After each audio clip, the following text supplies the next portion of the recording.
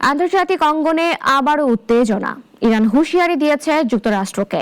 সর্বোচ্চ নেতার উপর হামলা মানেই পূর্ণমাত্রার যুদ্ধ বলছে তেহরান।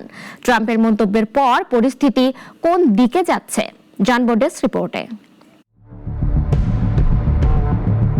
ইরান ও যুক্তরাষ্ট্রের মধ্যকার উত্তেজনা আবারও ভয়াবহ রূপ নিতে পারে, এমনই ইঙ্গিত দিচ্ছে তেহরানের সাম্প্রতিক কড়া হুঁশিয়ারি। মার্কিন প্রেসিডেন্ট ডোনাল্ড ট্রাম্পের যে কোনো ধরনের হুমকি উপেক্ষা করে ইরানের প্রেসিডেন্ট মাসুদ পেজেশকিয়ান স্পষ্ট বার্তা দিয়েছেন, দেশের সর্বোচ্চ নেতা আয়াতুল্লাহ আলী খামেনির ওপর হামলা মানে ইরানের বিরুদ্ধে পূর্ণমাত্রার যুদ্ধ ঘোষণা।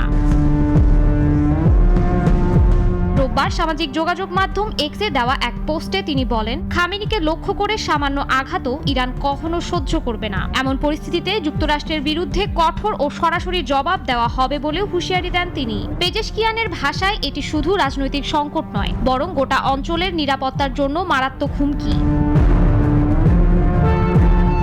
ইরানের প্রেসিডেন্ট আরও বলেন, দেশটির জনগণ যে দীর্ঘদিন ধরে অর্থনৈতিক কষ্ট ও দুর্ভোগের মধ্যে আছে, তার জন্য যুক্তরাষ্ট্র এবং তাদের মিত্রদের দায় সবচেয়ে বেশি। তার অভিযোগ, বছরের পর বছর ধরে আরোপ করা নিষেধাজ্ঞা ইরানের সাধারণ মানুষের জীবনযাত্রাকে বিপর্যস্ত করেছে এবং এই শত্রুতাপূর্ণ নীতি বর্তমান সংকটের মূল কারণ।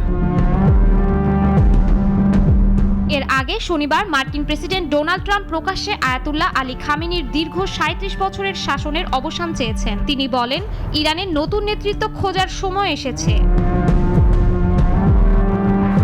মার্কিন গণমাধ্যম পলিটিকোকে দেওয়া এক সাক্ষাৎকারে ট্রাম্পের সামনে খামেনির একাধিক এক্স পোস্ট তুলে ধরা হয়, যেখানে ইরানের বিক্ষোভকারীদের মৃত্যুর জন্য ট্রাম্পকে দায়ী করা হয়েছিল।